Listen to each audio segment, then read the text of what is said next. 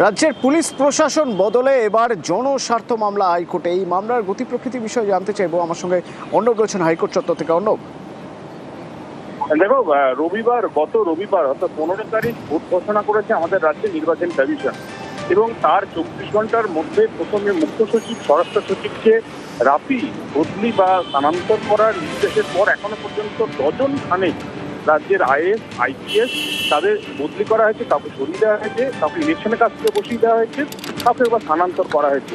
এবং এর একটা বড়সড় প্রভাব, প্রায় 40-এর বেশি এরকম আমলা বা পুলিশ কর্তা তাদেরকে বদলি করা হয়েছে।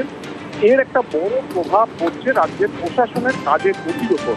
কারণ আমাদের রাজ্যের প্রশাসনের যারা সিনিয়র এই আমলা বা পুলিশ কর্তা, তারা প্রশাসনিক যে কাজ সেগুলি দেখভালের একটা বড় দায়িত্বে থাকে। এই অবস্থায় হঠাৎ করে নির্বাচন কমিশনের এই সিদ্ধান্ত এবং মডেল কোড অফ কন্ডাক্ট, আদর্শ আচরণবিধি থাকলেও রাজ্যের প্রশাসনিক কাজটাও তো চালাতে হবে। এই অবস্থায় নির্বাচন কমিশন যেভাবে পুরো প্রশাসনিক যে কাজের পরিকাঠামো রয়েছে সেটাকেই ভেঙে দিচ্ছে, তাতে রাজ্যে 7ই মে পর্যন্ত 2021 সালে নির্বাচিত যে সরকার তার মেয়াদ রয়েছে, সেই প্রশাসনিক কাজটাই চালানো যাচ্ছে না। নির্বাচন কমিশনের কাজ নির্বাচন পরিচালনা করা বা নির্বাচন সেটাকে সুষ্ঠু ও শান্তিপূর্ণভাবে যাতে হয় সেটাকে কন্ডাক্ট করা। কিন্তু নির্বাচন কমিশন গত কয়েক ঘন্টায় যেভাবে আইপিএস, আইএএস এর ধরে ধরে বদলি স্থানান্তর করা হয়েছে, তার বড়সড় প্রভাব একটা নির্বাচিত সরকারের উপর পড়ছে এবং সেই সরকার ফাংশন করতে কার্যত ব্যর্থ হচ্ছে। মমতা বন্দ্যোপাধ্যায় তিনি নিজে এক্স হ্যান্ডেলে এই বিষয়ে তার অভিযোগের কথা জানিয়েছিলেন, ইতিমধ্যে নির্বাচন কমিশনকে জানানো হয়েছে।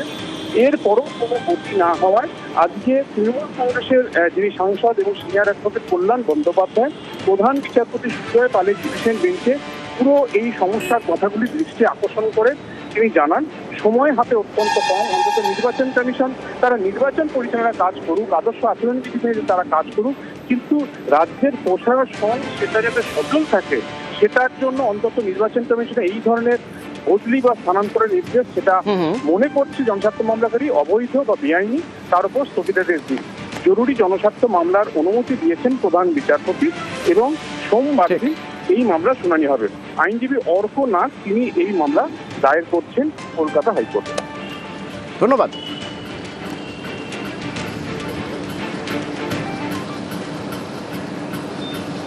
ওদিকে যুদ্ধ পরিস্থিতি আরও মহার্ঘ হলো অটো এলপিজি।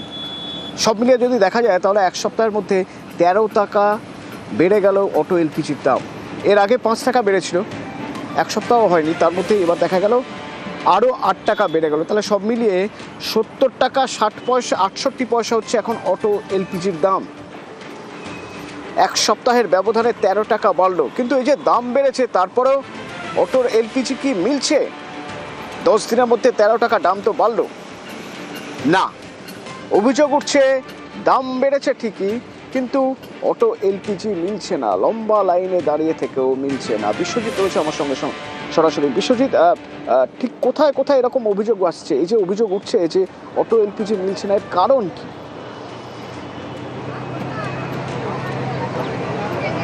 দেখো, চাহিদা এবং যোগান এই দুটোর মধ্যে সামঞ্জস্য না থাকার কারণে এই অটোর এলপিজির জন্য দীর্ঘ লম্বা লাইন। গতকাল সন্ধেবেলায় যারা লাইনে দাঁড়িয়েছেন তারা হয়তো সকালবেলা এসে অটোর এলপিজি গ্যাস তারা পাচ্ছেন, কিন্তু এই দীর্ঘ রাতভর তারা লাইনে দাঁড়ানোর পর এবং বেশি দাম দিয়ে এই অটো এলপিজির গ্যাস নিতে হচ্ছে। গতকালও যে দাম ছিল তার থেকে 8 টাকা বেশি।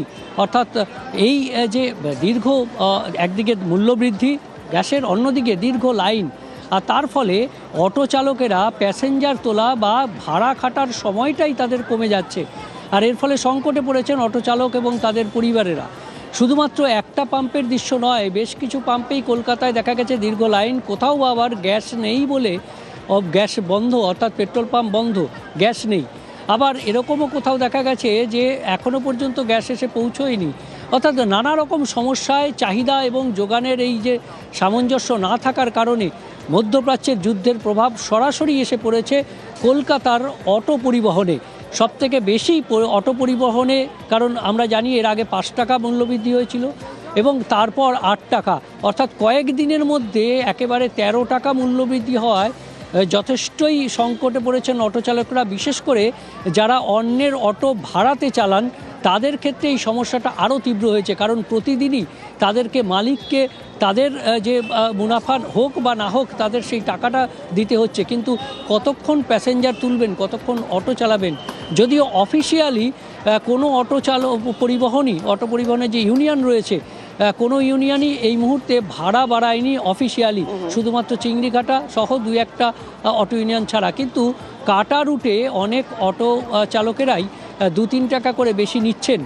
প্যাসেঞ্জাররাও বলছেন যে 2-3 টাকা বেশি দিতে আপত্তি নেই, কিন্তু অটো পরিবহন যাতে স্বাভাবিক থাকে। কিন্তু যেখানে দীর্ঘ লাইন, যেখানে শোনা যাক। কালকে 8টা থেকে দাঁড়িয়ে আছি সারা রাত্রির, এখনো পাইনি। রাতারাতি এরা বললো গ্যাসের দাম বাড়বে, गाड़ी বসে থাকছে, খেতে পাচ্ছে না ড্রাইভার, সমস্যা চারিদিকে। हावड़ा का डेट देख लीजिए, 20 तारीख है, 68-62 रुपया कुछ पैसा रेट है। अभी यहाँ पे हम गैस भराने आए हैं, मेरा भाई बोला है वहाँ 62 रुपया है, तो यहाँ पे 7 रुपया कैसे बढ़ा? सब जगह रेट तो सेम होना चाहिए ना, वहाँ 62 है, यहाँ पे 70 रुपया। কি বাড়ালে তো পাবলিকের চাপ, আর আমরা তো পাবলিককে তো অসুবিধা ফেলতে চাইছি না, কিন্তু কেন্দ্রের সরকার হোক বা রাজ্যের সরকার হোক, অন্তত আমাদের এই দিকটা অন্তত বিবেচনা করা উচিত। এই লাইন দিতে দিতে কেটে যাচ্ছে, আমাদের এখন পুরো দিয়ালে পিঠ থেকে গেছে। সল্টলেকের একটি অটো একটি পাম্প, এলপিজি অটো, এখানে এলপিজি করানো হয়। সেই পাম্পে রাত 2টো থেকে লম্বা লাইন। গ্যাসের দাম এখন হুড় করে বাড়ছে, যেটা মাসে 1 টাকা বাড়ায় বেরিয়েছিল, তারপরে গ্যাস কমপ্লিট হলো, ওই 5 টাকা বাড়ালো, আবার 15 দিন গেল না, আবার এই 8 টাকা বাড়ালো। বাংলায় এইভাবে গ্যাসের অসুবিধা হচ্ছে, তা এর শেষটা কোথায় হবে? আমাদের তো অসুবিধা হয়ে যাচ্ছে খুব, গ্যাস ঠিক মতো পাচ্ছি না, এবার খাবো কি আমরা? গ্যাসের করে দাম বাড়ছে, কিভাবে ঢোকাবো আমরা গ্যাসটা বলেন না? অর্ধেক দিন গাড়ি বন্ধ রাখতে হচ্ছে আমাদের। ভাড়া তো বাড়াতে হবে নিশ্চয়ই, গ্যাসের দাম যেখানে বাড়ছে ভাড়া তো বাড়াতেই হবে, না হলে হবে কি করে? গ্যাস যা আসছে আমাদের, যা অটো হচ্ছে তার থেকে অনেক কম, মানে গ্যাস তাড়াতাড়ি শেষ হয়ে যাচ্ছে। যতটা আমরা পাচ্ছি দিয়ে যাচ্ছি। হ্যাঁ, অটো ফিরে চলে যাচ্ছে, পাচ্ছি না ঠিকভাবে সাপ্লাই, ওখান থেকে যেরকম দিচ্ছে আমরা যা থাকলে আমরা শেষ করছি, যতক্ষণ থাকছে দেওয়া হচ্ছে, তারপরে গ্যাস না থাকলে ওখান থেকে সাপ্লাই যেরকম দিচ্ছে আমরা চালাচ্ছি। খুব স্বাভাবিকভাবে এই যা পরিস্থিতি, অর্থাৎ 10 দিনের মধ্যে যদি 13 টাকায় অটো এলপিজির দাম বেড়ে যায়, তা নিয়ে বিরোধীরা তো বিধবেই। তৃণমূল বিধছে কেন্দ্রের বিজেপি সরকারকে। পাল্টা দিলীপ ঘোষের বক্তব্য আবার, যুদ্ধ হলে এভাবেই দাম বাড়ে।